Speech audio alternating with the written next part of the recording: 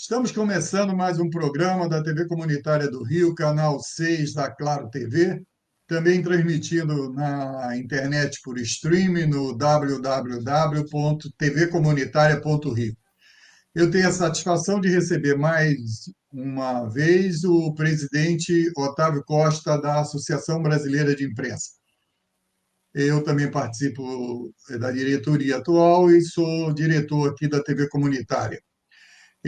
Para ajudar nessa entrevista, colaborar com a gente aqui nesse papo com o Otávio, eu chamei o diretor de jornalismo, também da diretoria da ABI, o Moacir Oliveira, sambista aí da Portela, etc. e tal.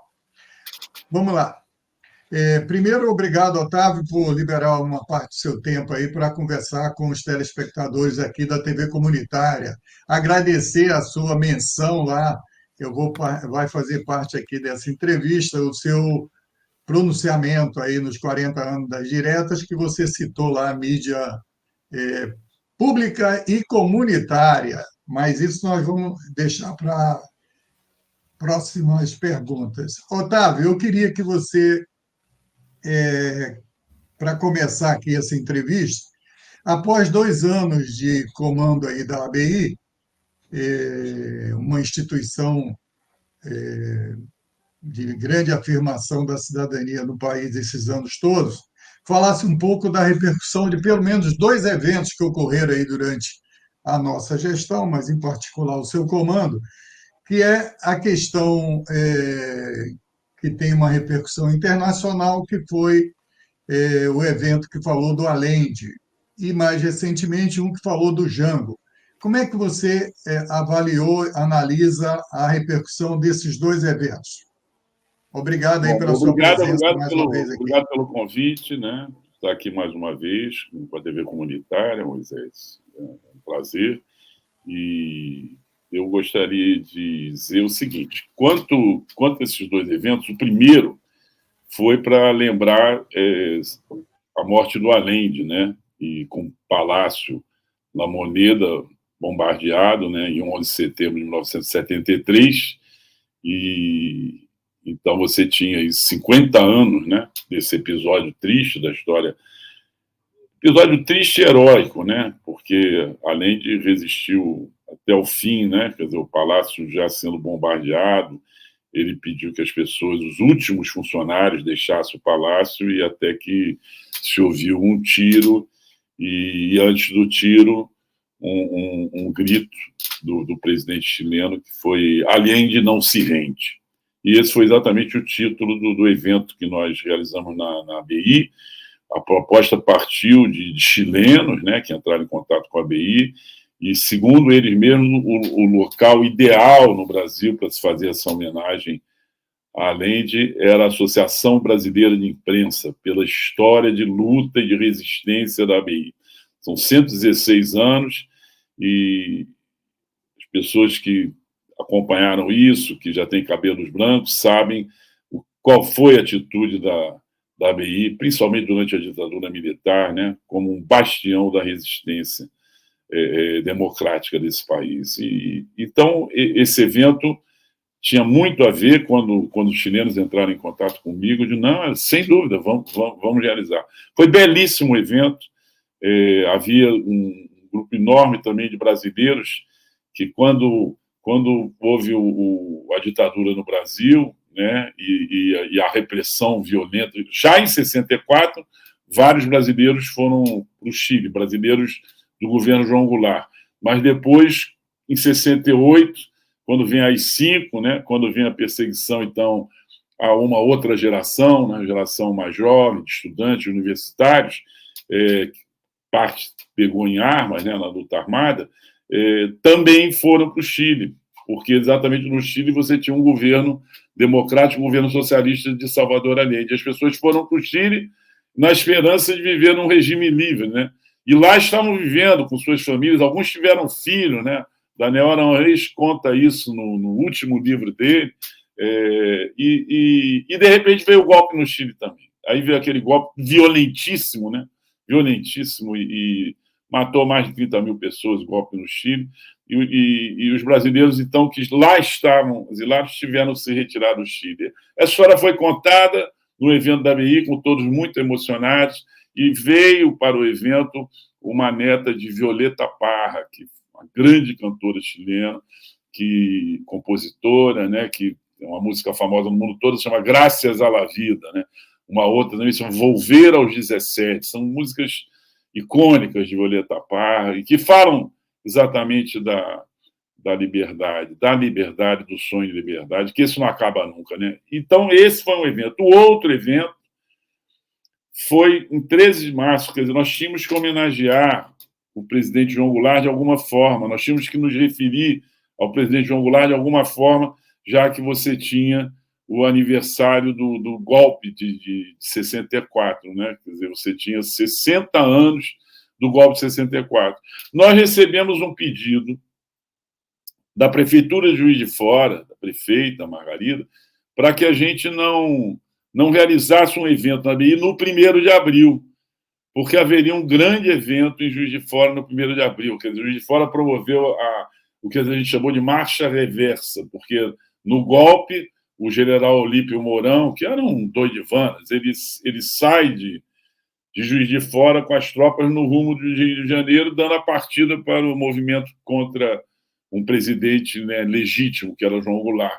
E aí fez-se agora, esse ano, a marcha reversa. Então, gente que milita pela democracia nesse país, que milita por uma sociedade mais justa nesse país, essa gente saiu do Rio de Janeiro, saiu de Belo Horizonte, saiu de São Paulo, no sentido de Juiz de Fora. Lá, chegando no dia 1º de abril, houve um ato muito bonito no Juiz de Fora, no dia 1º de abril. E eles pediram, então, que a BI não fizesse. Diante disso, nós decidimos fazer o nosso evento no dia 13 de março, em homenagem a um grande comício que foi realizado no dia 13 de março de 64, convocado pelo presidente João Goulart para anunciar as reformas de base. Compareceram a esse comício de 64 cerca de 200 mil pessoas. Agora, imagina, nós estamos falando de 200 mil pessoas em 64. Né? Quer dizer, não é nesse Brasil de hoje, 200 milhões de pessoas. Estamos falando do Brasil com 70 milhões de pessoas. E 200 mil pessoas. Foi uma demonstração de força de Jango. Há quem atribua, a meu ver, de forma equivocada, que Jango cai por causa do comício. Não, Jango não cai por causa do comício. O comício, na verdade, foi uma tentativa de Jango de demonstrar força para enfrentar um golpe já em andamento. Esse é o fato. Né? Um golpe, inclusive, muita gente diz, um golpe que tentaram dar lá em 54, né, contra Vargas, Vargas se suicida, o golpe não vem e eles dão finalmente o golpe em 64, que 10 anos depois eles dão o golpe e derrubam o João Goulart, né, que vai para o exílio com a família. Nós fizemos o evento na BI, o auditório lotado, e tivemos realmente assim, uma honra enorme, enorme, histórica, de receber em nosso auditório a família de João Goulart. A viúva Maria Tereza Goulart, a filha Denise, as netas Bárbara e Isabela, e João Vicente, que é o outro filho de João Goulart, mandou um depoimento muito bonito, muito emocionante de Brasília. Outras pessoas participaram do governo, falaram, o Mino Afonso falou. Olha, realmente belíssimo. E na parte de cultura, o neto de João do Vale, do grande compositor João do Vale, cantou Carcará. E todos também se emocionaram muito no auditório. Então, é isso daí. Foram 2 eventos, como eu digo, isso é o DNA da BI, não é verdade? Isso faz parte da história da BI. Né? A BI está lá, na nossa fachada hoje está lá, democracia sempre. Né? E essa frase representa muito o nosso trabalho, o nosso sonho e a nossa angústia permanente. Eu queria agora que o nosso Moacir dirigisse uma pergunta ao presidente Otávio. Obrigado pela sua presença aqui, colaborando com a TV Comunitária, Moa. Eu que agradeço o convite, Moisés. Boa tarde, bom dia a todos os telespectadores, a você, Otávio. Antes de fazer a pergunta, é importante destacar essa fala do Otávio, que o evento do Jango, né, do comício, foi o primeiro evento de uma série de eventos realizados no país para lembrar o golpe de 64 e que, no momento grave em que o presidente Lula, na minha opinião, equivocadamente, tinha sugerido que não se mexesse nisso, deixe isso para lá e tal. E a BI, fiel à sua tradição, deu o pontapé inicial. Otávio, agora queria que você falasse um pouco, tem um outro grande evento aí programado nessa linha, né, que é o evento dos 60 anos, né, se não me engano, da morte do Vargas, né? Queria que você falasse um pouco sobre isso. É um evento que vai ser realizado com a mesma concepção do evento do Jango, com a mesma concepção, com a mesma modalidade que a gente fez o evento do Além. Antes desse evento, nós fechamos ontem isso na BI, que foi um contato do nosso diretor de educação, Vitor Iório, com a UFRJ, com a reitoria da UFRJ. Uma semana antes do evento sobre Vargas, nós vamos realizar um evento em homenagem aos mortos, desaparecidos e perseguidos da UFRJ, da Universidade Federal do Rio de Janeiro, não o Fluminense, do Rio de Janeiro, a UFRJ. Estudei lá, estudei no CAC, na Faculdade Nacional de Direito do Campo Santana. Esse evento, já houve algo semelhante em Brasília, Moa sabe disso bem, e também em São Paulo, mas no Rio nós não tivemos esse tipo de ato. E agora a UFRJ vai fazer, já está se organizando para o dia 16 de agosto, na ABI, esse ato em memória de todos que foram perseguidos pela ditadura militar, tanto acadêmicos quanto alunos da UFRJ. Dia 16. No dia 23 de agosto, que é uma sexta-feira, nós vamos homenagear Getúlio Vargas. Getúlio Vargas se matou no dia 24 de agosto de 1954.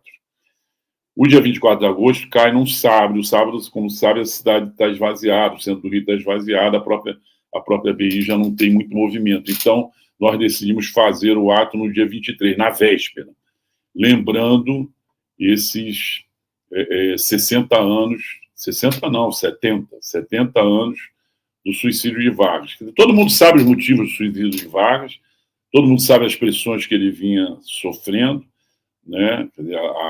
A direita, né, fazendo um movimento enorme contra ele, a chamada República do Galeão, né, se instaurou um inquérito na aeronáutica contra o governo Vargas, e Vargas, quer dizer, ao voltar no governo dele, ele é presidente eleito, né, ele cria ali naquela época realmente, que eram demandas antigas, né, dos brasileiros, das brasileiras, ele cria a Petrobras, ele cria o BNDES, ele solidifica a consolidação das leis dos trabalhos, a CLT, né? E você tinha já um regime de salário mínimo, né? E férias, depois vem o 13º, várias conquistas sociais que marcaram aqueles 4 anos de governo Vargas. Quer dizer, no período ditatorial ele também realizou muitos avanços nessa área, principalmente com a CLT,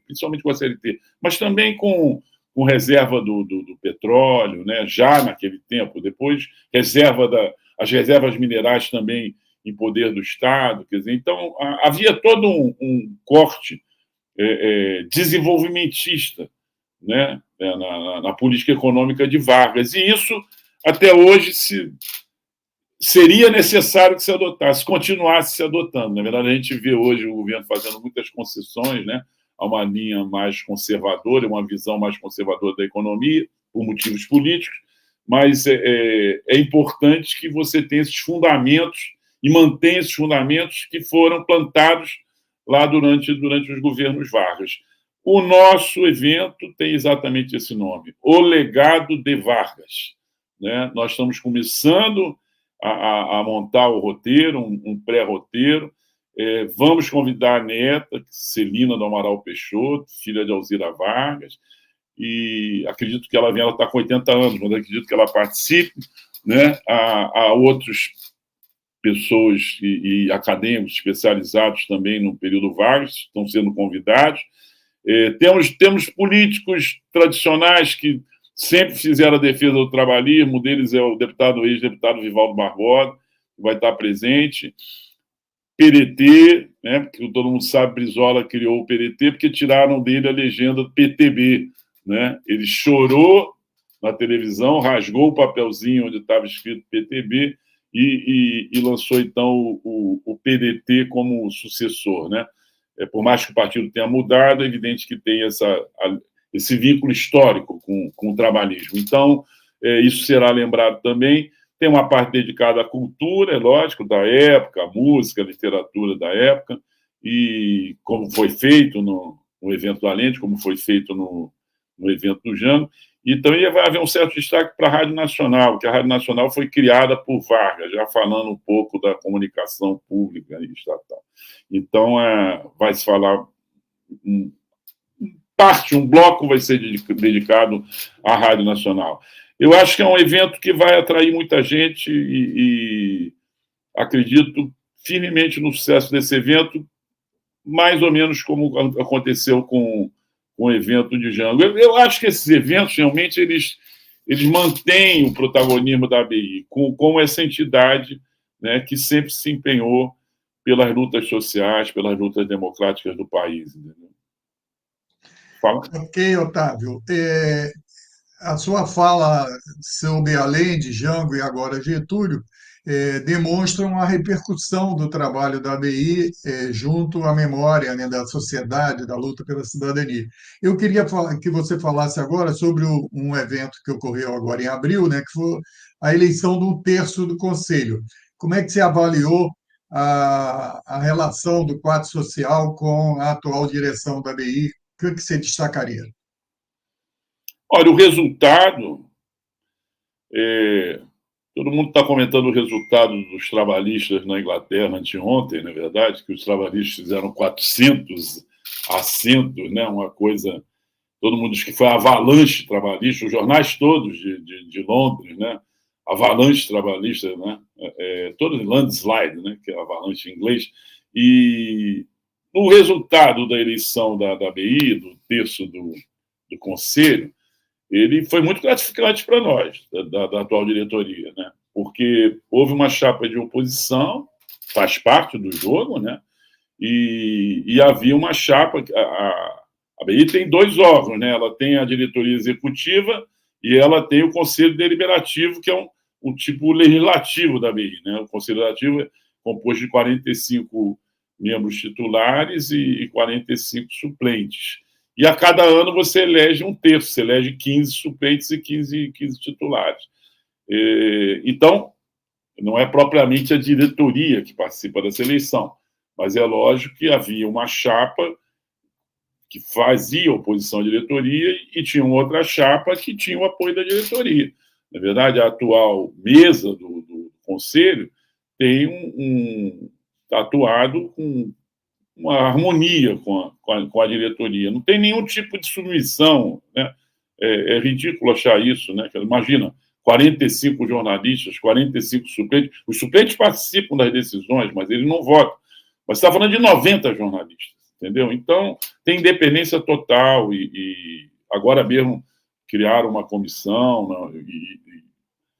E outra comissão também já se falou em andamento, então faz parte, né? Quer dizer, ao legislativo e ao executivo. Mas quando veio a eleição, essa eleição para o terço agora, formou-se uma chapa de oposição. E é lógico que isso nos cria uma certa apreensão, não é verdade? Algumas pessoas do Conselho discordam do que vem sendo feito na ABI e tudo bem, tá certo? Eu aceito isso com naturalidade, mas, ao mesmo tempo, eu defendo o que nós estamos fazendo. E acho que o balanço dos 2 anos é extremamente positivo, não só pelo protagonismo político, né, que a gente tem alcançado, mas em outras frentes, na frente administrativa, a ABI está se recompondo, nós Nós temos emendas parlamentares em andamento para investir em modernização do prédio, investir em modernização da parte elétrica, investir na modernização dos auditórios, na modernização da biblioteca. No conjunto, são quase 2 milhões de reais de emendas parlamentares, né, que já estão, parte já liberada e parte em andamento. Então, eu acho que o balanço é extremamente positivo. E o resultado da eleição, ao fim e ao cabo, foram 239 votos a favor da diretoria e apenas 73 contra.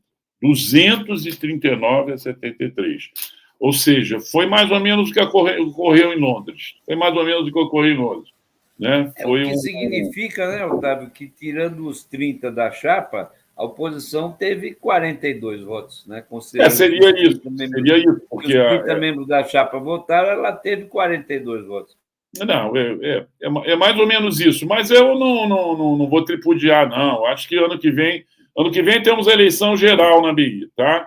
Ano que vem, sim, a eleição global da BI, você elege novamente 1/3 do conselho, mas você elege a diretoria executiva e elege o conselho fiscal e elege o conselho consultivo da BI, tá? Então, é a chamada eleição geral da BI, é ano que vem.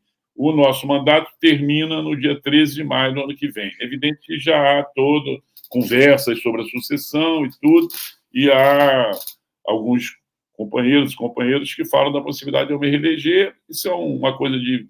Primeiro, eu digo o seguinte, que você não é candidato de si mesmo, não é verdade? Então, uma pessoa, para sair candidata a presidente da BI, realmente tem que ter base de apoio, né? Quer dizer, você não se lança, né? Então, se realmente houver um movimento nesse sentido e tudo, é uma coisa a avaliar e pode ser que eu saia candidato, mas isso é uma coisa que ainda está em andamento, né? E certamente haverá chapa de oposição, porque se houve oposição agora, na eleição do Conselho, haverá oposição nessa eleição majoritária, sem nenhuma dúvida. Mas, em suma, o resultado foi importante para o nosso trabalho e para o trabalho de todos nós da diretoria, e também muito importante.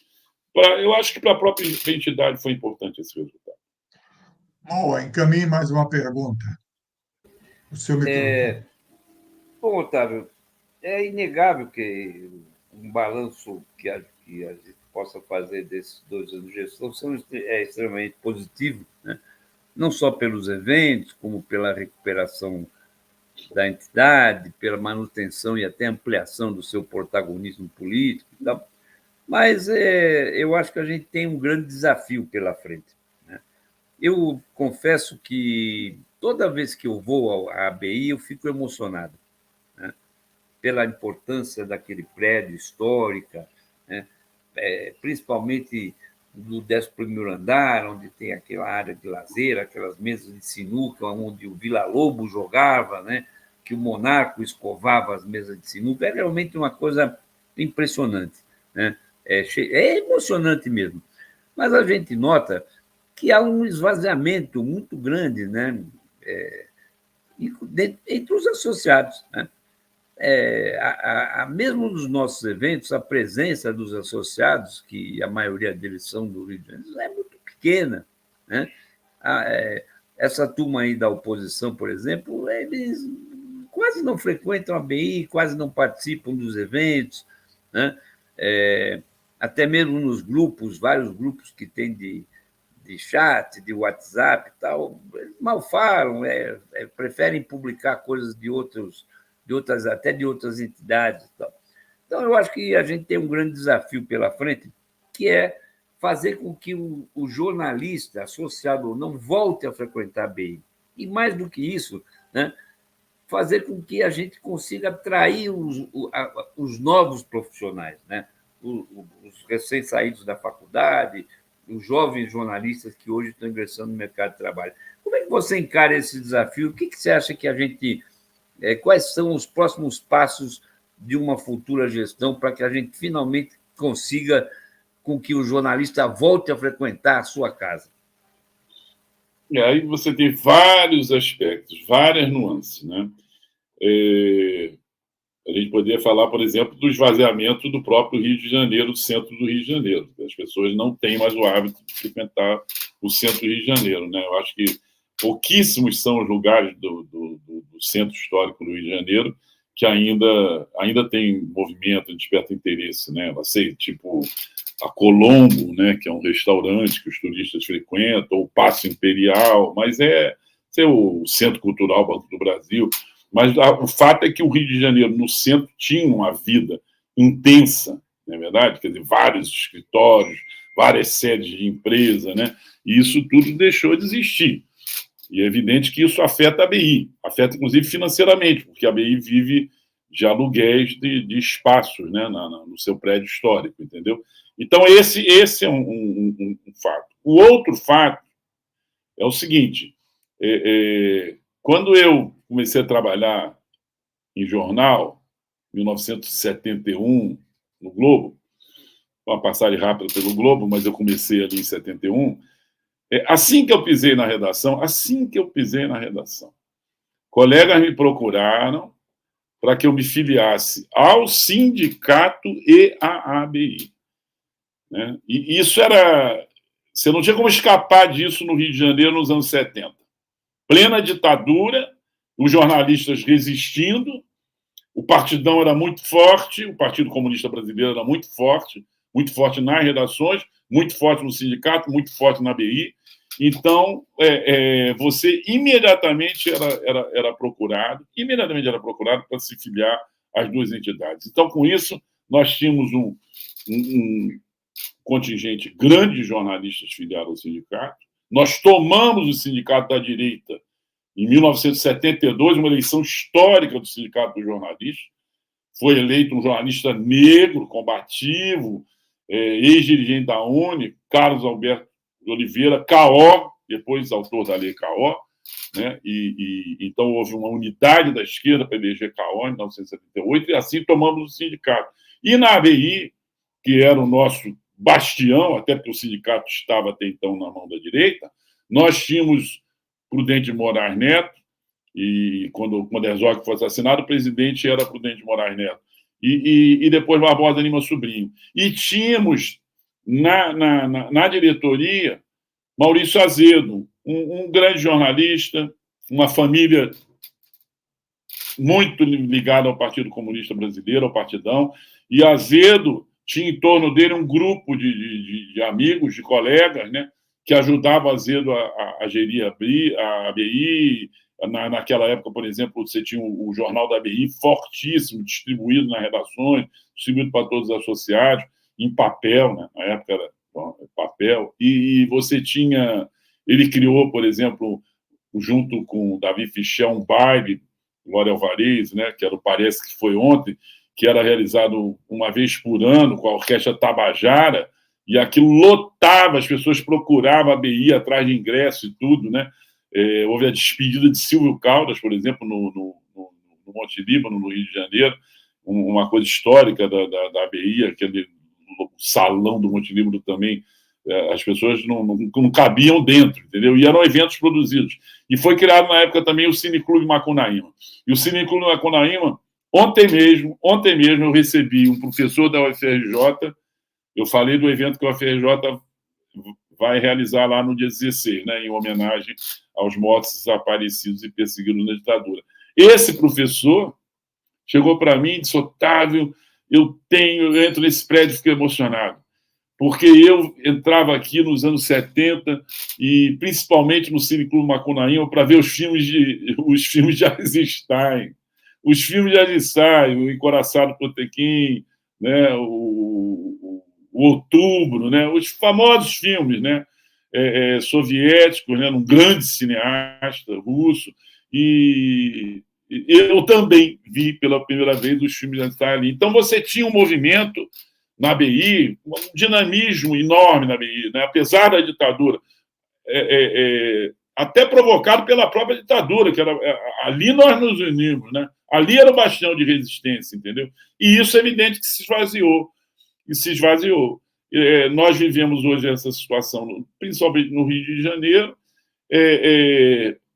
há que dizer também que o Rio de Janeiro, lá nos anos 70, tinha o Jornal do Brasil fortíssimo, tinha o Correio da Manhã, tinha o Diário Notícias, tinha uma Última Hora, e o próprio Dia forte, Jornal dos Esportes, vários jornais que acabaram. Então, o Rio de Janeiro hoje tem basicamente o Globo e a TV Globo. E isso também é uma coisa que acaba pesando no que você falou, chamou de esvaziamento. Agora, eu queria dizer o seguinte, a força da ABI, o simbolismo da ABI, ele permanece. Ele permanece. Ontem, Moisés recebeu um cônsul da Alemanha na ABI, ele fez questão de visitar a ABI, de conhecer a ABI, entendeu? Percorreu o prédio todo e, emocionado, pediu para tirar foto na fachada do prédio, foto na lateral com a faixa Democracia Sempre, entendeu? E eu me referi também ao professor da UFRJ, mais tarde, o Vitor Iório teve com o reitor da UFRJ, e o reitor disse ao Vitor, olha, nós fizemos questão de realizar o evento na ABI, porque ela é a casa da democracia, ela é a verdadeira casa do povo do Rio de Janeiro, você entendeu? Então, isso aí não morre nunca, viu, amor? Isso não morre nunca. E eu acho que se a gente leva essa lição para os jovens, e a gente tem feito isso, agora somos poucos, como você falou, né? Mas se a gente leva isso aos jovens, e esses eventos que a gente faz, é evidente que jovens acompanham esses eventos, a gente tem esse desafio, sim, de atrair os jovens, entendeu? Mas não é um desafio só nosso, né? Esse hoje é um desafio, sim, claro, inclusive, dos partidos políticos, os partidos políticos, que estão tendo dificuldade também para mobilizar a juventude, entendeu? Mas nós temos trunfos enormes na nossa mão. E o trunfo maior da ABI é a história da ABI. É a história da ABI, entendeu? E então, a gente levando isso aos jovens, eu acho que sim, que nós vamos ter uma resposta, sabe, amor? A ABI tem 116 anos e ela vai caminhar para os 200 anos, entendeu? Em quatro filhos. Claro, isso. Claro. E, além do mais, tem todo um associativismo digital, vamos dizer assim, certo? Que não existia anteriormente. Então, e depois da pandemia, mobilização presencial e tal é em um outro patamar, como diria o jogador do Flamengo, Bruno. Então, precisa de se levar em conta isso, além de todos os argumentos que o presidente usou. Presidente, eu queria que você falasse um pouco sobre o trabalho realizado. Um dos objetos da ABI, estatutários, tal como você já citou, en passant, é a questão dos direitos humanos. Então, o Observatório de Direitos Humanos, a participação principalmente no Conselho, a ABI recentemente foi convidada e tal. Você podia falar sobre essa ação da gestão na questão dos direitos humanos? A ABI tem... Quer dizer, na verdade, quando você fala de direitos humanos, duas entidades do Brasil, quer dizer, que atuaram lá durante a ditadura, atuam até hoje, né, de forma muito forte, que são a ABI e a OAB, né? Sempre andaram juntos, né, em defesa dos direitos humanos no país. Tá? Então, recentemente, no governo Brizola, o Brizola criou o Conselho Estadual de Defesa dos Direitos Humanos do Rio de Janeiro, e com membros do Estado, né, e representantes da sociedade civil. E nessa primeira versão do Conselho, você tinha a OAB, a ABI e a CNBB. Mais tarde, em 2010, essa estrutura foi revista, foi ampliada, e hoje você tem o Conselho com 18 participantes da sociedade civil e 12 participantes representando o Estado. Né? E aí a ABI, que tinha se afastado, em 2010, inclusive, quando se fez esse decreto com a nova composição, a assinatura do decreto foi feita na ABI, na sala da presidência da ABI, na presença de Maurício Azevedo, né? Que era, então, o presidente da ABI. E nós fomos chamados, então, a participar novamente do Conselho Estadual de Direitos Humanos. No momento, a ABI está ocupando a vice-presidência do Conselho. né? E nós temos também uma atuação muito próxima com o Conselho Federal de Direitos Humanos, né? E mais no âmbito federal, e que também tem uma presença forte da OAB, do Conselho de Direitos Humanos da OAB, e nesse exato momento, ocorreu o seguinte: nós encaminhamos ao Conselho Federal de Direitos Humanos um ofício, há alguns meses atrás, denunciando o crescimento de bases neonazistas pelo país afora, né? No Sul, com destaque ali, Santa Catarina, Paraná e tudo, mas também no Rio de Janeiro e também no Norte e Nordeste. E aí o que ocorre?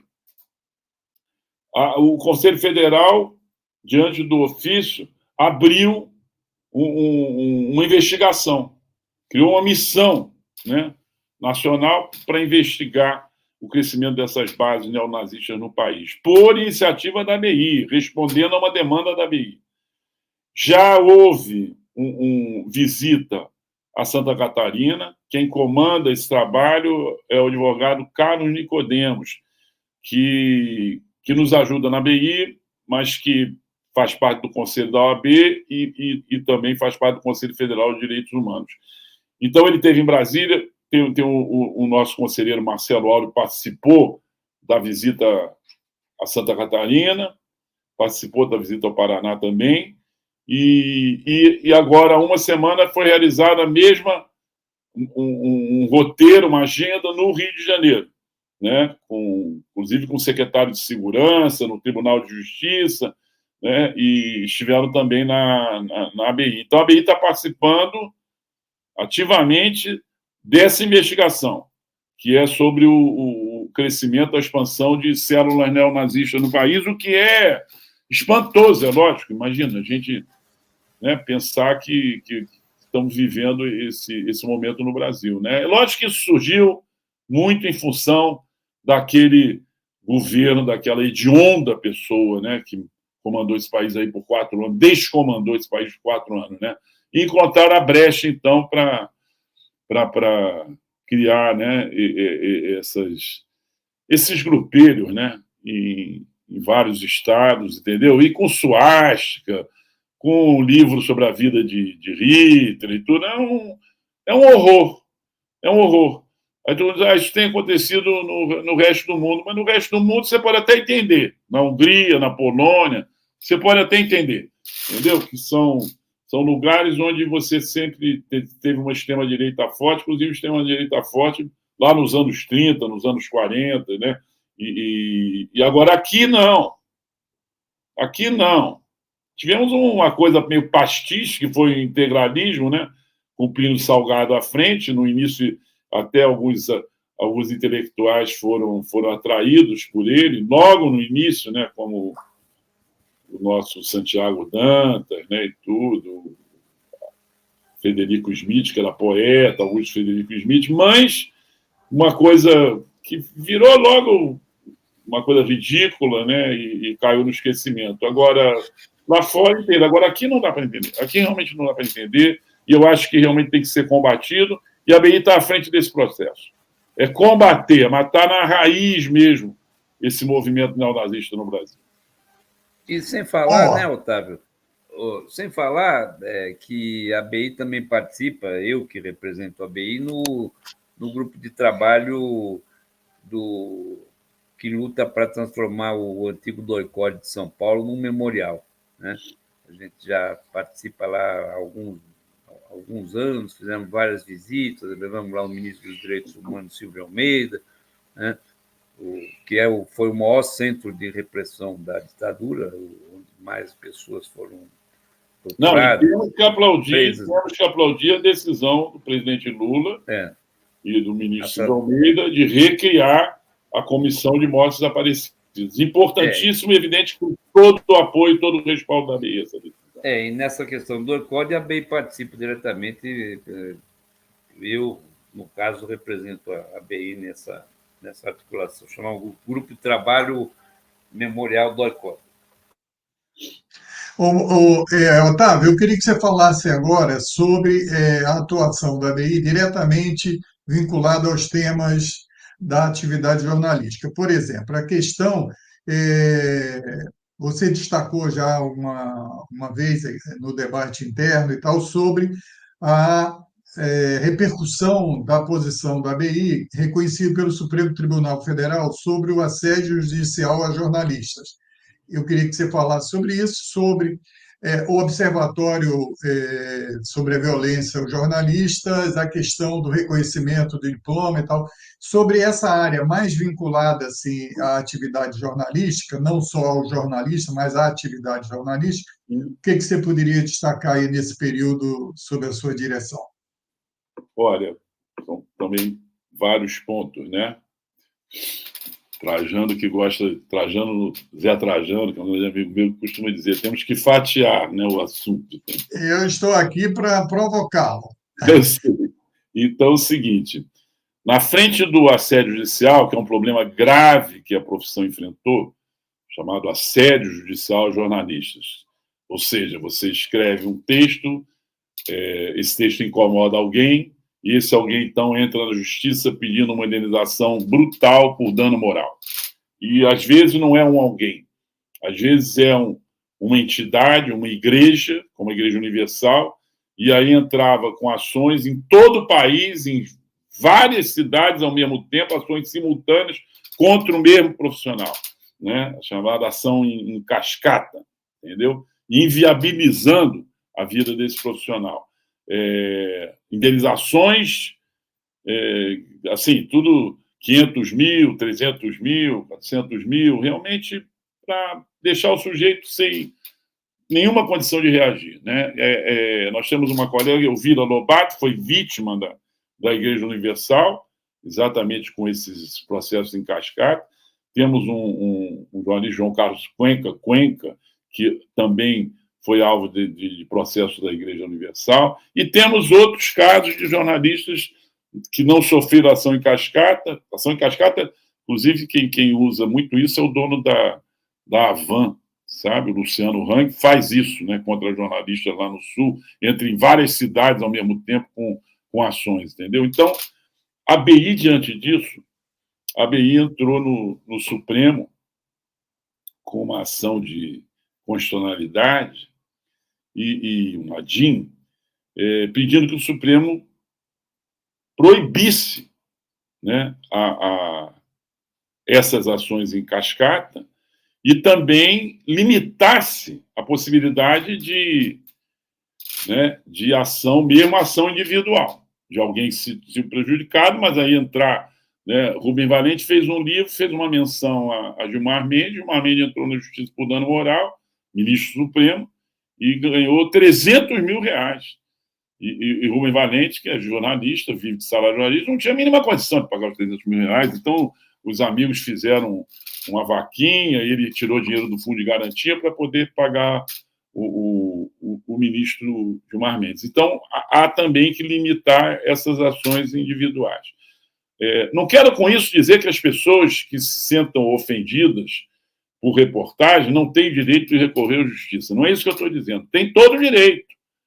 Tem todo o direito, né? Mas acho que o pedido tem que ser de acordo com o dano, de acordo com a causa, não é verdade? Quer dizer, não... Eu, por exemplo, perdi uma causa de 70 mil reais para o deputado...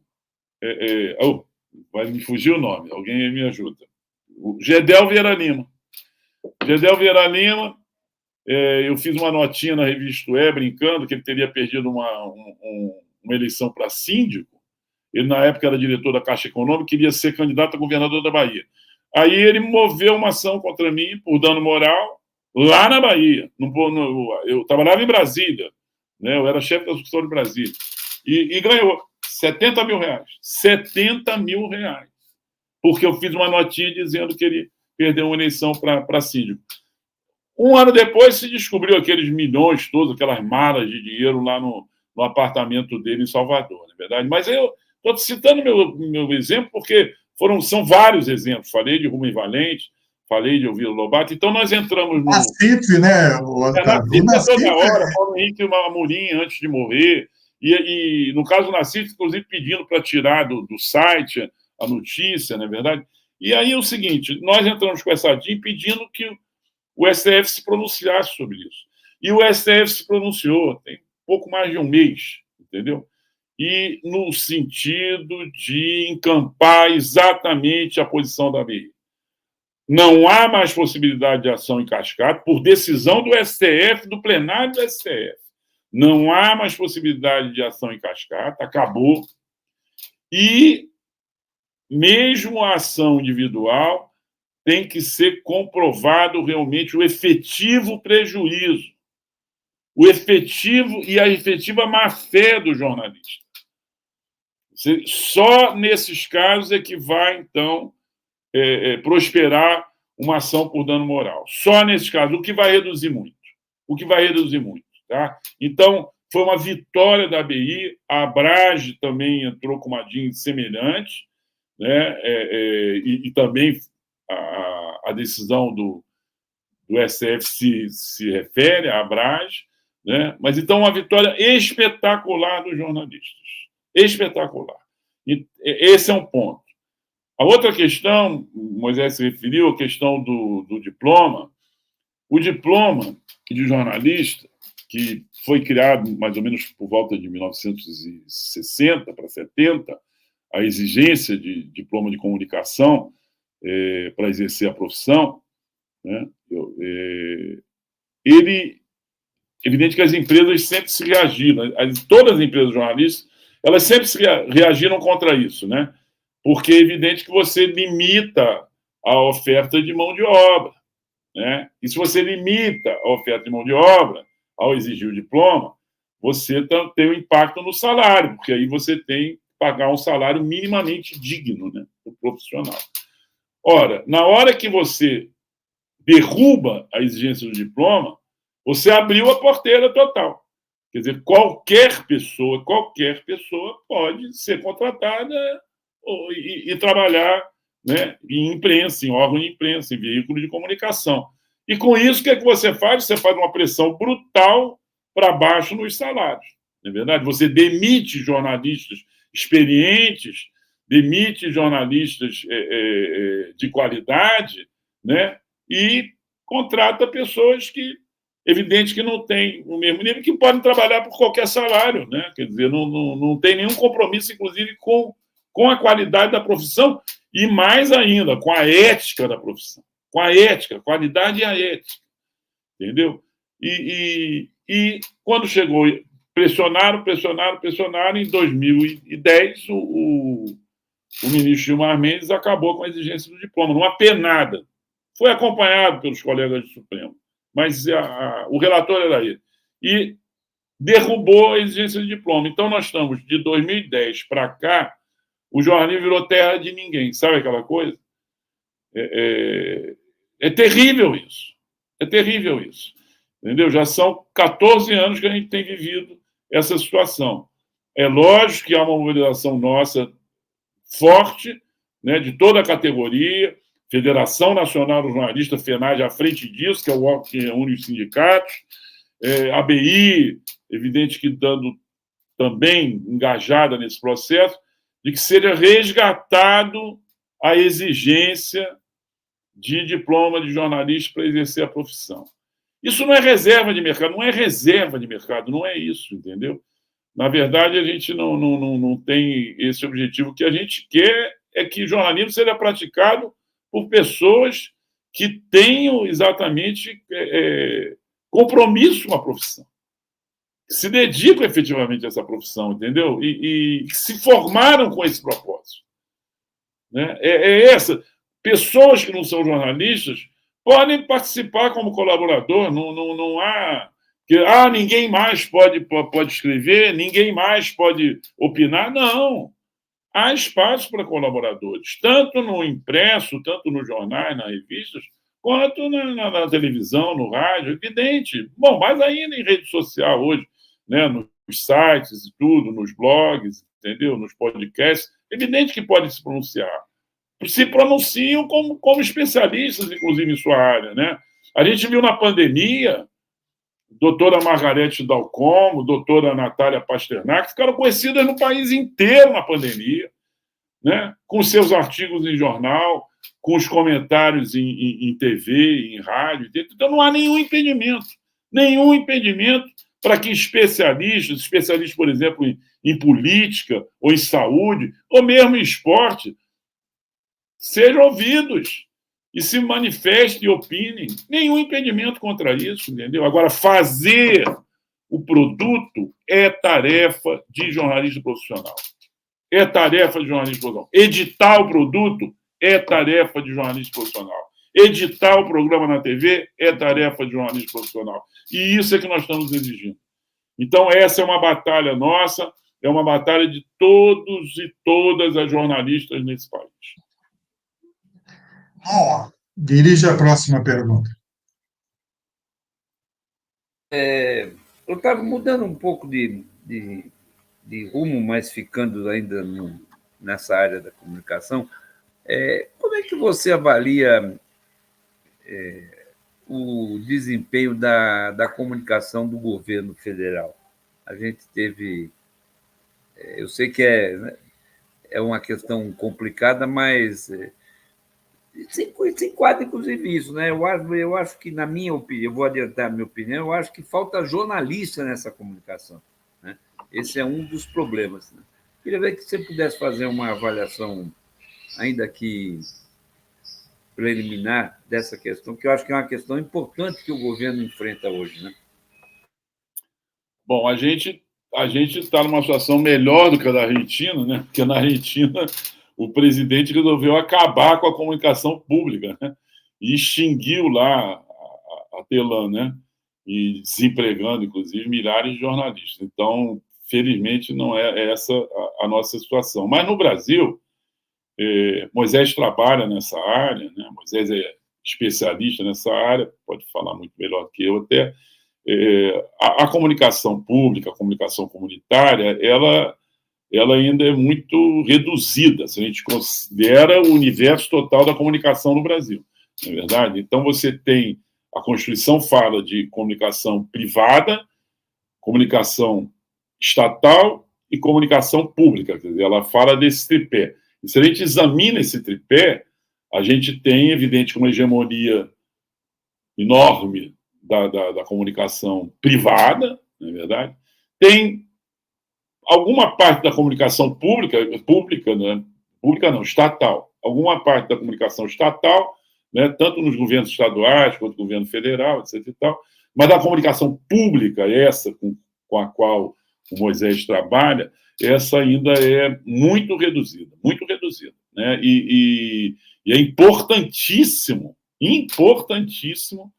que haja investimento na comunicação pública no Brasil, que haja um efetivo desenvolvimento na comunicação pública no Brasil, para que o povo se manifeste, o povo tenha órgãos de comunicação, né? O povo tem que se manifestar não é através do órgão de governo, não é através do órgão privado, ele tem que se manifestar através dos órgãos comunitários e públicos, entendeu? Então, isso é fundamental para que a gente realmente tenha uma efetiva democratização da educação no Brasil. Isso é um ponto. O outro ponto ao qual você está se referindo é essa questão da comunicação estatal no governo Lula, né? A gente tem essa estrutura já há algum tempo, que é uma secretaria de comunicação instalada no Palácio do Planalto. O secretário de comunicação do Palácio do Planalto não tinha status de ministro, Couto, né? Grande jornalista, Ricardo Couto, não teve estado de ministro, André Singer não teve estado de ministro, mas o Franklin Martins, grande jornalista, né, um homem de luta, filho do senador Mário Martins, o Franklin disse ao presidente Lula que ele aceitaria o cargo, mas desde que tivesse o status de ministro. E assim, então, o secretário de comunicação do Palácio Planalto passou a ter status de ministro. O cargo, como eu falei, foi ocupado pelo Couto, ainda sem status de ministro, pelo André Singer, ainda sem status de ministro, depois pelo Franklin, depois pela Helena Chagas, jornalista de política, muito admirada por todos os seus colegas, principalmente em Brasília, onde ela trabalha, filho de Carlos Chagas, né, que foi também um grande jornalista político, né, e depois o Thomas Trauma, que também jornalista. Quando veio agora, quer dizer, é bom que se diga, viu? O nosso famigerado capitão Bolsonaro acabou com a Secretaria de Comunicação, acabou com a Secretaria de Imprensa do Palácio do Planalto. E quase acabou com a EBC. Quase acabou com a empresa, né, com a empresa Brasil de Comunicação. Quase acabou com tudo. O que o Milei fez agora na Argentina, quase que o Bolsonaro fez aqui no Brasil. Mas com o governo Lula... Vontade ele teve. Vontade ele teve. Mas com a volta da racionalidade, meu Deus do céu, a volta da democracia, é lógico que você retoma essa estrutura.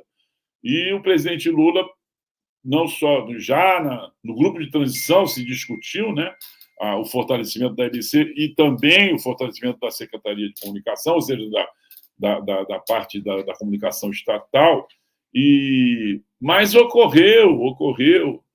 Logo no início, por exemplo, a EBC foi nomeado para lá Hélio Doria, que é um grande jornalista, né, de Brasília, competente e respeitadíssimo, conselheiro da ABI já há muitos anos, né? Teve atuação na FENAGE, no Sindicato dos Jornalistas, então o Hélio foi indicado para presidir a EBC, né? E na secretaria ou no ministério, no Planalto, né? Não confundir com o Ministério das Comunicações, que é o responsável por outorgas de rádio, de TV, tudo, até por tal Juscelino lá, polêmico, que está lá ocupando. Isso é uma outra frente. Mas na frente da comunicação estatal, que é a Secretaria de Comunicação e de Imprensa no Palácio do Planalto, o presidente Lula pôs o deputado Paulo Pimenta. O deputado Paulo Pimenta, ele se formou em jornalismo pela Universidade de Santa Maria, no Rio Grande do Sul. Mas ele jamais exerceu a profissão, porque ele, muito jovem, já estava ligado com política estudantil, depois com a UNE e tudo, e começou muito cedo a carreira política, muito cedo, como vereador, depois de deputado, fez todo o roteiro, né? Deputado federal, deputado estadual, vereador, fez todo o roteiro. Mas ele não é um homem de comunicação, né? E o presidente Lula pôs ele lá. E aí, como o Moa falou, como o Moa, que é o nosso diretor de jornalismo da BI,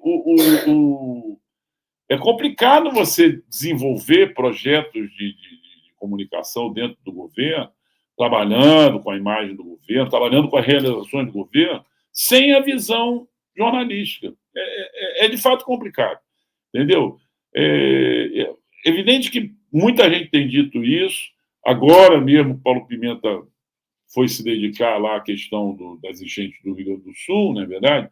E aí pôs no lugar dele uma pessoa que já trabalhava com ele. Parece que esse até é jornalista. Mas o fato é que o que se deseja, né? Porque não basta, por exemplo, não basta você contratar, como foi contratado, a empresa do Chiquinho Brandão. O Chiquinho Brandão tem uma empresa, chama FSB, que é o nome dele, e é uma grande empresa de assessoria de imprensa. E ela acabou dominando Brasília. Todos os ministérios têm a presença dele, né? E ele faz pesquisas ali a pedido do ministro Paulo Pimenta. Ele faz pesquisa de opinião sobre o governo, etc. e tal. Entendeu? Mas não basta isso. Não basta pesquisa de opinião, dizer vai por aqui que aqui está certo, vai por ali que ali está errado. Ali não entra de forma alguma, né? Você tem que ter, como eu falei, essa visão, esse sentimento do jornalista é muito importante. Entendeu? Porque aí ficam trabalhando só com a pesquisa. Hoje mesmo estavam falando, não, o ataque à taxa de juros é bom porque é muito popular. Então, é importante que o presidente continue batendo na questão da taxa de juros, porque isso aumenta a popularidade dele. Entendeu? É só isso que eu tinha a dizer, Mo, mas o Mo está pedindo a palavra ali, que ele tem que se retirar. Isso, exatamente. Eu quero agradecer o Moa, a participação dele aí. Eu ainda vou explorar um pouquinho mais o Otávio. E, Moa, obrigado aí Não, pela sua só presença aqui em mais um programa eu da que, TV Comunitária do Rio. eu que agradeço. Antes de eu tenho que sair, antes de me sair, eu queria só acrescentar essa fala do Otávio. Por exemplo, você citou o Hélio Dolly, que foi escolhido pelo presidente Lula para presidente da IBC, né? E alguns meses depois, o Hélio foi induzido pelo ministro Paulo Pimenta a se exonerar por uma besteira, um negócio de um tweet e tal, uma coisa. E quem é o seu substituto na presidência da Empresa Brasil de Comunicação? É um historiador que não entende nada de comunicação, não é jornalista, é um historiador.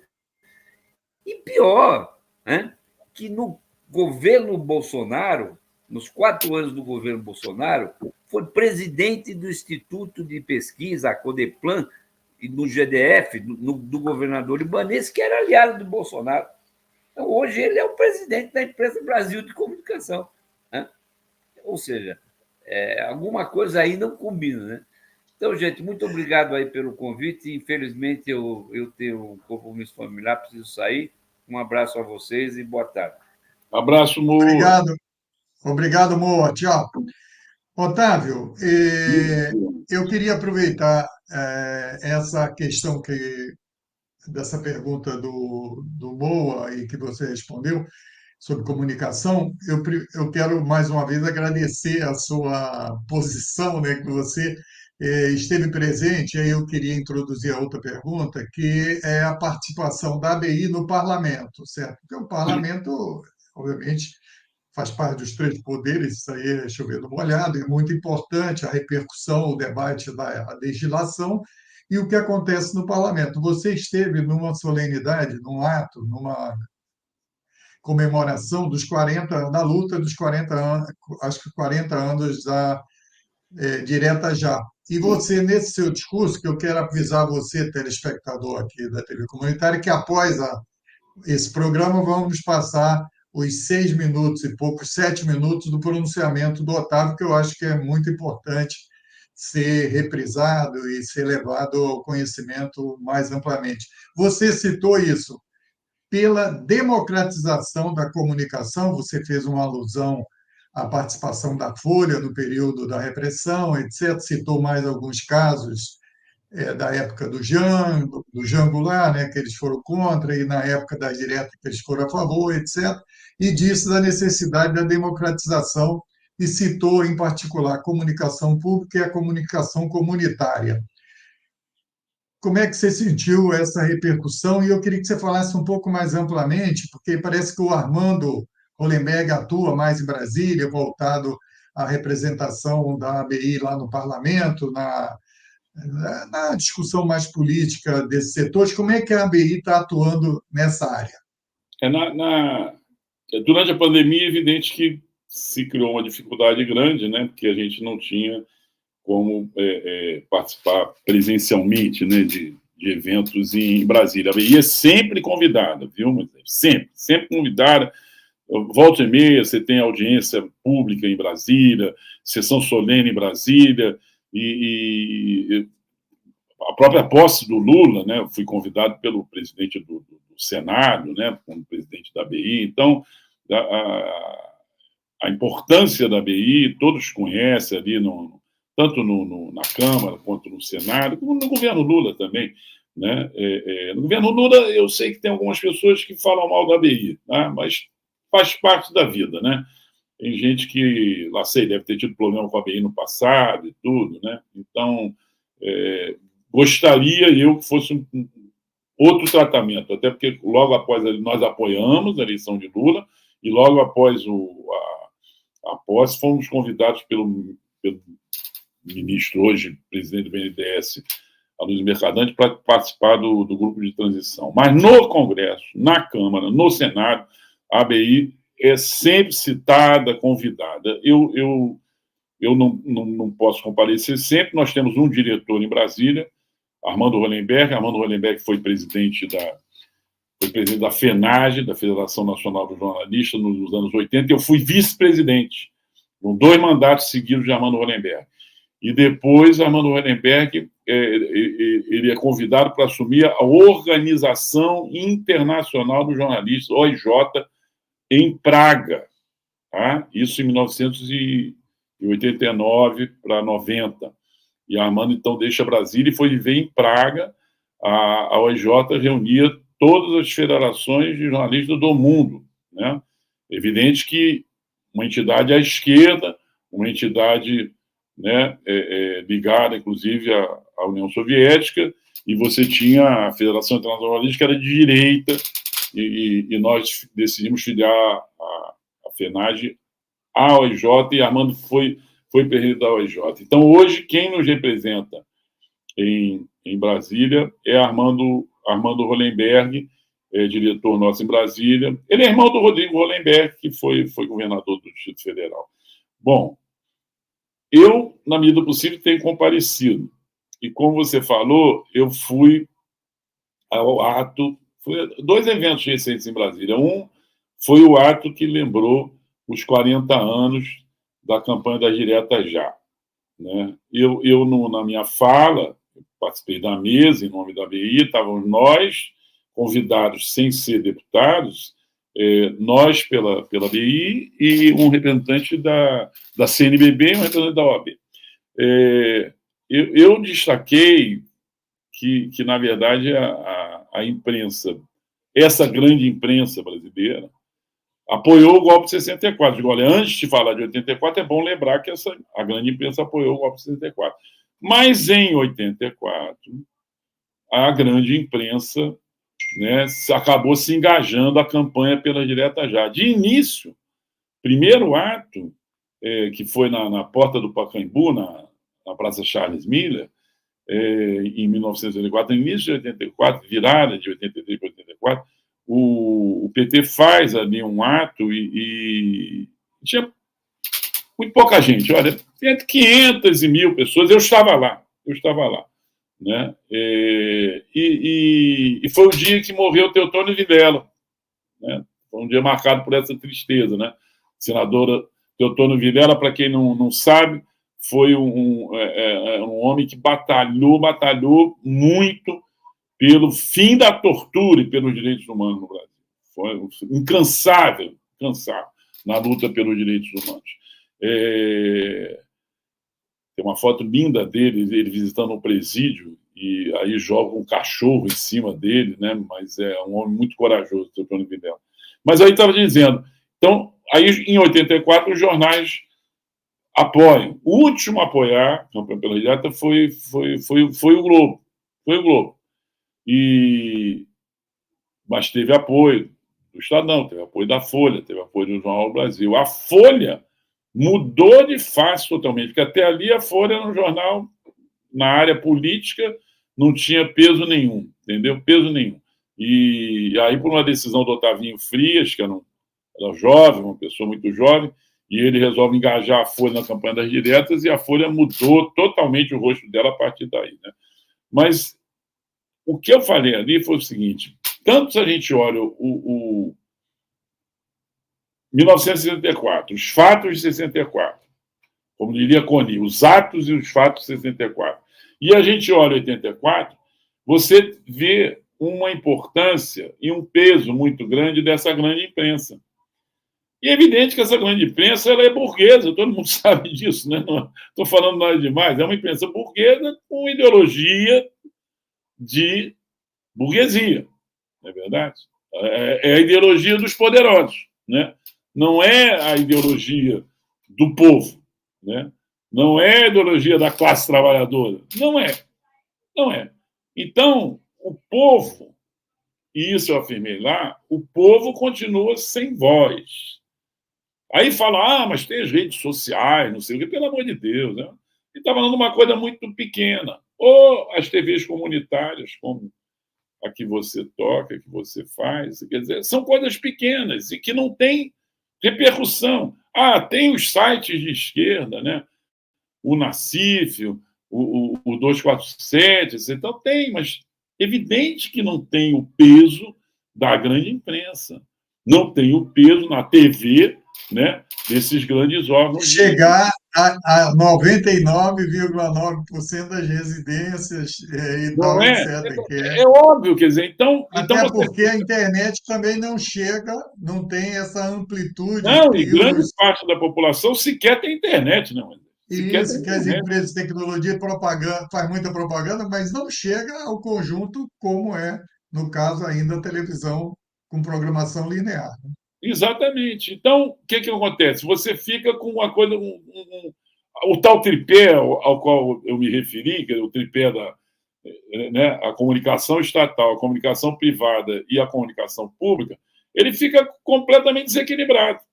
Completamente desequilibrado. Porque, como eu falei, você tem a parte privada fortíssima, é verdade? Aí tem a parte estatal, que mal ou bem, né? Governos estaduais com seus órgãos de comunicação, etc. E tal, TVs até de Estado, TV Cultura, e do governo do Estado de São Paulo. E você teria, do mesmo porte, a comunicação pública, mas não tem. Né? E no meu discurso eu digo o seguinte: enquanto não houver a efetiva democratização dos meios de comunicação no Brasil, você fica com o povo sem voz. O povo sem voz. E Esse isso tem uma repercussão na questão da democracia, né, Otávio? Porque sem informação, aí é Exatamente. equilibrada as diversas vozes, o negócio fica. Você não, e no resto do mundo é curioso que no resto do mundo, a exceção dos Estados Unidos, tá? Mas se a gente olha na Europa, países como a Inglaterra, países como a França, como a Espanha, você tem órgãos de comunicação e órgãos de imprensa, né, de esquerda, mas esses órgãos disputando ali, né, cabeça a cabeça com os órgãos de direita, tá certo? Quer dizer, chegar em Paris, você tem lá o Figaro de direita, mas tem um Le Monde de esquerda, é verdade? Tem No l'Humanité até Japão, né, hoje. o Partido Comunista tem um jornal Tem o fortíssimo, l'Humanité, que tinha. está lá até hoje, o Libération, né, e tudo. Então, você tem órgãos presentes na vida das pessoas, órgãos de esquerda. No Brasil, a gente teve muitos anos atrás a última hora de Samuel Weiner, e olhe lá. E tivemos, que a gente chamava de imprensa nanica, que é a imprensa alternativa, né, que era um jornal Opinião, um jornal Movimento, uma tiragem muito reduzida. E basicamente era a bolha, né? Naquele tempo não se falava isso, mas era bolha, porque quem comprava opinião, quem comprava um movimento, era a pessoa que concordava plenamente com aquelas posições daqueles dois jornais. Então, eu falei no discurso lá o seguinte: não é possível, porque se você não dá voz ao povo, se você não dá voz à classe trabalhadora no Brasil, coisa que não se dá, você fica com uma informação totalmente enviesada. Totalmente enviesada. Entendeu? Agora, quer dizer, as coisas todas acontecem e você fica. Eu ontem estava até pensando, sabe, Moisés? Eu li uma notícia ontem que foi o seguinte: que nossa prefeitura, nossa Secretaria de Obras, junto com a polícia, descobriu lá um condomínio construído pelas milícias lá na Maré. Né? Um condomínio construído pela polícia. Parece que é um prédio, não sei quantos andares, não sei quantos apartamentos, etc. e tal. E aí, diante dessa descoberta, até hoje alguém comentou hoje no jornal, como é que descobre, né, da noite para o dia, um condomínio, um prédio, 300 apartamentos, pelo amor de Deus, né? Ninguém constrói isso da noite para o dia, né? Na Itália havia uma lei no passado que se você construísse uma parede, o governo não podia derrubar, né? Nos bairros populares, né? Aí você passava a noite construindo a parede para no dia seguinte ter a sua moradia e o governo não podia. Mas ninguém constrói um condomínio com 300 apartamentos da noite para o dia. E aí veio uma informação de que eles vão derrubar. Eles vão derrubar. E aí eu fiquei pensando, aí é que faz falta a comunicação, né, pública. Né? Eu digo, vem cá, mas será que é o caso de derrubar?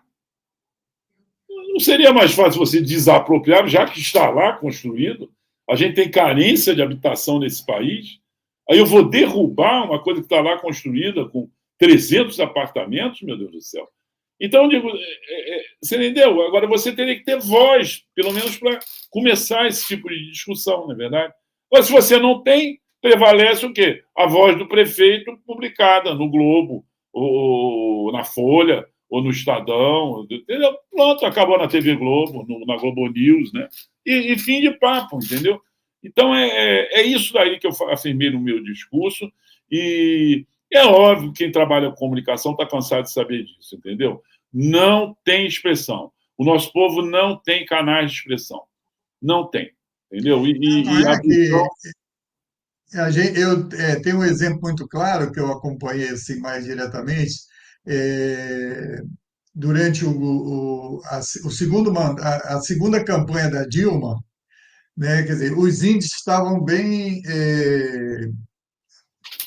mais ou menos e tal. Quando começou a propaganda gratuita, que o governo tem condições de falar diretamente, etc., tal, todos os índices sobem. Por quê? Porque como o governo trabalha, aí tem toda uma discussão, esse debate público, a questão é o debate público, me parece que essa é a questão fundamental, né? Quer dizer, tem que haver mais oxigenação no debate público, e por isso mais vozes têm que falar, porque senão a democracia fica sem conseguir expressar exatamente todas as vozes que querem falar, que têm posições para falar. Otávio, nós estamos caminhando para o final. Eu agora, há pouco atrás, aqui desapareceram aqui tanto a sua imagem como a minha. Foi uma questão da internet. Eu não sei, eu acho que aí não, que provavelmente você continuou eu estou vendo. falando. Eu queria, Eu tô te vendo. eu tinha feito um roteirinho aqui com dois assuntos. Um já foi tratado porque o Moa falou dos próximos eventos da BI, da questão do Getúlio, etc. Tal. Se você tiver mais alguma coisa, você falaria. E eu tinha pensado em você fazer uma avaliação aí desse novo governo, né? Quer dizer, você já falou mais ou menos, falou mais da área de comunicação, como eu perguntou, mas se você tiver mais alguma coisa para falar em geral, porque a gente teve aquele período de trevas, como você citou aí, do governo Sim. passado, e agora nós estamos. Tem um debate aí sobre vários assuntos, principalmente a economia, o governo apanha muito, né? E outros assuntos, a relação com o parlamento, tal. Se você quisesse fazer um fechamento em algum assunto que a gente não aprofundou, fica à vontade aí, porque a gente está caminhando para o encerramento. Não, eu acho que sobre a BI falamos bastante, né? Eu acho que os pontos todos que eu queria ressaltar, ressaltei. Teremos outros eventos, inclusive depois do evento de Vargas, vamos ter um evento que vão ser 100 anos da Coluna Prestes, entendeu? Também é uma coisa importantíssima, né? Que a Coluna Prestes vai de 24 a 28, né? E uma marcha que serve até hoje de estudo, né? No mundo todo, né? As academias militares estudam aquele feito extraordinário que foi a Coluna Prestes com o Luiz Carlos Prestes à frente. Então, teremos esse evento no dia 1º de novembro na BI. Então, a BI esse ano vai ser marcada pelo evento Lembrando Jango, um evento lembrando Vargas e depois um evento lembrando Prestes, né? Eu até brinco de só faltou o Brizola, só faltou o meu querido Leonel de Moura Brizola, mas tudo bem. Vai ter tempo para fazer aí. Sim, fica para lá. Até porque se eu não fizer, o Trajano vai cortar a amizade comigo. Então tem que homenagear o Leonel Brizola de alguma forma. Olha, quanto à questão do governo, eu acho o seguinte, quer dizer, é evidente que se cobra muito de Lula. É natural, na verdade. Se você tem um governo que você elegeu e com um presidente que você tem o maior respeito, a maior admiração, é normal que a sua relação com esse governo seja carregada de emoção. Isso é normal. Mas há um mundo real, né? Quer dizer, na verdade, você tem a presidência da República, o executivo, né, é comandado por Lula, mas ele é obrigado a fazer concessões diante de uma situação real que é a nossa participação, digo, da esquerda e das forças progressistas, minoritária no Congresso, extremamente minoritária. Este Congresso que aí está Se você olha a Câmara, se quiser amanhã votar o impeachment de Lula, vota. Vota, sem nenhuma dificuldade, porque eles têm ampla maioria. O resultado da eleição foi a eleição proporcional, eu digo, né? Para deputados, por exemplo, foi extremamente favorável à esquerda. Extremamente favorável à esquerda. Então, essa é uma situação real que você tem que lidar com ela no dia a dia. E o presidente Lula tem feito isso, né? Então, faz uma concessão ali, avança ali, faz uma concessão lá, avança lá. Eu dou até o exemplo dessa semana. Ao mesmo tempo em que houve um recuo em relação à questão da política fiscal, né, reconhecendo a necessidade de cortes, já na noite de anteontem, né, o ministro da Fazenda, Fernando Haddad, foi para a televisão, né, para anunciar o compromisso de cortar 25 bilhões em despesas, né, e tudo. Então, no dia seguinte, o Lula anunciou a recriação da Comissão de Mortos Desaparecidos. Quer dizer, você, né, uma no cravo, outra na ferradura. Uma no cravo, outra na ferradura. Quer dizer, atendeu em parte ali as pressões do mercado, né? Então tá bom, vamos seguir sim, vamos respeitar o corte orçamentário, a política fiscal restritiva, etc. e tal, né? E no dia seguinte, na ferradura, recria a comissão de mortes desaparecidos, que diziam que o exército era contra, os militares contra, não sei o que, etc. e tal. Está aí recriada a comissão. E eu acho que vai ser assim, eu acho que nós vamos ver assim, entendeu? Ele vai ceder num ponto, vai avançar no outro, vai ceder num ponto. E nas políticas sociais, como ele mesmo já falou, ele não vai abrir mão das políticas sociais e dos programas sociais. E não se pense de forma alguma em qualquer corte que seja na área de educação e de saúde, que ele não vai admitir isso. Ele já falou, não vou tirar do pobre para dar para o rico. E isso é a cabeça do Lula, né? Quem acompanha a vida do Lula, a trajetória política do Lula, sabe que isso, eu falei do DNA da BI, isso está no DNA do Lula, na verdade. Isso está nas origens do Lula. Como ele diz, ele aprendeu lá com a mãe dele, com Dona Lindu, entendeu? Então, ele vem lá de Pernambuco com essa visão e com esse sentimento na cabeça, e ele sempre foi muito fiel a isso, muito fiel às origens dele, entendeu? E é isso que conta, e por isso é que eu acho que todos nós temos que dar esse crédito, né, ao governo, porque é muito perigoso esse negócio de esquerda quando começa a atacar governo de esquerda. Isso não costuma dar certo. Isso não costuma dar certo. Eu me lembro uma vez eu entrevistando um cônsul do Chile aqui no Rio, pouco antes da queda de Allende, e ele me falou, disse, vocês estão com problema lá, né? Essas greves, que na verdade eram greves, né? Eram lockouts provocados por empresas, principalmente no meio de transporte no Chile, pouco antes da Revolução, da Revolução, não, pouco antes da queda de Allende. A Revolução era o que se queria fazer, né? Era o que a esquerda queria fazer no Chile, né? Infelizmente não se conseguiu, né? Aqui não se conseguiu nem as reformas de base, porque quando Jango anunciou reformas de base, reforma agrária, derrubaram ele. Quer dizer, a direita não admite. Nós estamos falando de concessão de Lula, né? Porque a direita não admite concessão nenhuma, né? Concessão, sabe aquele negócio de perde os anéis para ficar com os dedos? Não, eles não querem perder anel, não. Eles querem os anéis e os dedos, né? E aí no Chile o que ocorreu foi isso.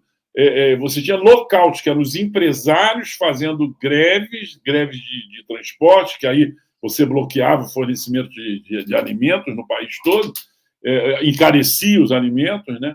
E para derrubar o governo Allende. Mas, num determinado momento, a esquerda chilena passa a criticar Allende, exatamente por esse motivo, não está atacando do jeito que tinha que atacar, etc e tal, está fazendo concessão, e começaram a bater no Allende. Então, ele de repente, foi alvo da esquerda e da direita. E esse é o pior dos mundos. Esse é o pior dos mundos. Então, é por isso que eu falo, vamos com cuidado, vamos dar tempo ao tempo. Evidente que Lula é extremamente experiente, sensato, sensível, entendeu? Tem faro fino, e eu acho que temos que dar todo o apoio ao presidente Lula. Essa é a minha opinião. Podem não concordar comigo, mas essa é a minha opinião. Otávio, eu queria agradecer muito, muito mesmo a sua presença aqui na tela da TV Comunitária do Rio, canal 6 da Claro TV. E vamos organizar outras entrevistas, porque sempre é muito rico o debate com você. E você que está nos assistindo, agradecer a audiência e dizer que o Otávio vai continuar aqui na tela pelo menos por mais alguns minutinhos, que nós vamos mostrar o pronunciamento dele nos 40 anos da comemoração da luta pelas diretas já. Obrigado, Otávio. Obrigado, até uma próxima oportunidade. Até a próxima. Muito obrigado. E a todos que nos assistiram também, a todos e todas, agradeço muito.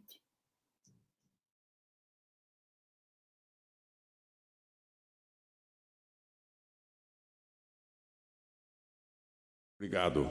E nesse momento, pela Associação Brasileira de Imprensa, de Barbosa Lima Sobrinho, que teve uma participação extraordinária no processo democrático brasileiro, um homem que foi deputado federal e exerceu a ABI, a Academia Brasileira de Letras, fala o presidente atual da ABI, Associação Brasileira de Imprensa, Otávio Floro Barata Costa.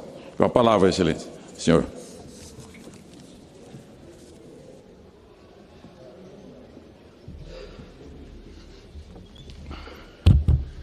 Obrigado, presidente. Bom dia a todos e a todas. Em primeiro lugar, eu queria registrar a solidariedade da Associação Brasileira de Imprensa ao povo do Rio Grande do Sul nesse momento de grande sofrimento. Para a ABI é uma honra participar dessa sessão, porque a luta pela democracia faz parte da história da ABI. A ABI completou no dia 7 de abril 116 anos, e são 116 anos de luta pela democracia. Na ditadura, como ressaltou o presidente Rauli, o Barbosa Lima Sobrinho era presidente, Prudente Moraes Neto, enfrentamos momentos dificílimos como o assassinato de Vladimir Herzog nas celas do OICOD em São Paulo, e a ABI então se levanta, contra a ditadura, contra a tortura, e depois pela anistia, pelas diretas já, a ABI participou ativamente da campanha. Então, para a ABI, quer dizer, sempre que se está em xeque a democracia no Brasil, a ABI está presente, sempre esteve presente. Eu só queria registrar que quando nós falamos dos 40 anos da campanha das diretas já, nós temos que falar, evidentemente, dos 60 anos de golpe militar, porque é evidente que os dois eventos estão umbilicalmente ligados. Em 1964, no dia 1º de abril, nós assistimos nesse país um golpe contra um presidente legitimamente eleito, que foi o presidente João Goulart. E ali começou uma grande noite, e um grande sofrimento para muitas famílias brasileiras que viram filhos serem mortos sob tortura, que passaram por exílio, que passaram por cassações. Então, é muito importante que nesse momento que se fala dos 40 anos de Diretas Já, se fale também sobre os 60 anos do golpe militar. Os Diretas Já foi um movimento realmente histórico da população brasileira. Começou, curiosamente, no dia 27 de novembro de 1983, em São Paulo, num pequeno comício na Praça Charles Miller, no Pacaembu. Nesse dia, 27 de novembro de 1983, morreu Teotônio Vilela, o grande senador Teotônio Vilela. E ali é que se deu a partida, naquele pequeno evento de 15 mil pessoas, se deu a partida, e se tornou um estopim para aquele movimento espetacular, que infelizmente, na noite de 25 de abril de 1984, sofreu uma derrota no plenário da Câmara, por poucos votos, faltaram 22 votos para que a emenda Dante Oliveira fosse aprovada. E era um dia simbólico, porque era 25 de abril de 1984, onde se comemorava 10 anos da Revolução dos Cravos de Portugal. Era uma noite de alto simbolismo. Mas ali o movimento foi derrotado, mas de qualquer forma o movimento significou o fim da ditadura. Eu quero registrar que naquele instante, grande parte da imprensa brasileira apoiou o movimento das diretas já, mas essa mesma imprensa brasileira havia feito campanha contra o João Goulart em 64. No Rio de Janeiro havia, em março de 1964, 12 jornais. Apenas um jornal apoiou o João Goulart. Um jornal, A Última Hora, de Samuel Weiner. Todos os outros jornais, inclusive os de São Paulo, Folha, Estadão, fizeram campanha contra João Goulart. O Correio da Manhã, que era um jornal liberal, trazia, na véspera do golpe, um editorial com o título Basta, o famosíssimo editorial. O Correio da Manhã, que depois pagou amargamente pelo apoio à ditadura, acabou sendo perseguido. Então, nas diretas já, essa mesma grande imprensa, né, apoia o movimento popular, e com destaque, inclusive, para a Folha de São Paulo, que foi um jornal, hoje, fato documentado, que apoiou não só a ditadura, como a repressão, oferecendo cargos da reportagem para o DOI-CODE. Então, é importante, falou-se aqui da questão da imprensa, é importante que, nesse momento, também se pense na democratização dos meios de comunicação. Isso é fundamental para a democracia brasileira. Não há como sobreviver com a concentração que existe dos meios de comunicação na mão de poucas famílias.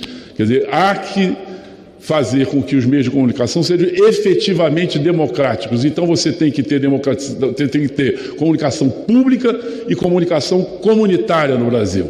Isso é fundamental para a democracia brasileira.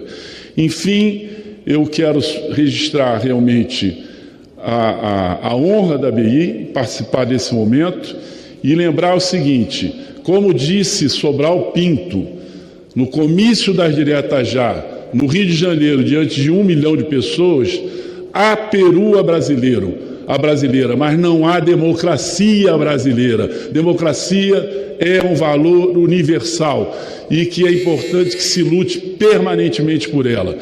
Ditadura nunca mais, tortura nunca mais, democracia sempre. Muito obrigado. Excelente participação da ABI, Associação Brasileira de Imprensa. Liberdade de imprensa, liberdade de ir e vir, liberdade de expressão é o fundamento da democracia. E o Brasil e o Parlamento brasileiro tem que zelar por isso. Obrigado, Otávio Floro Barata Costa, em nome de todos a imprensa brasileira.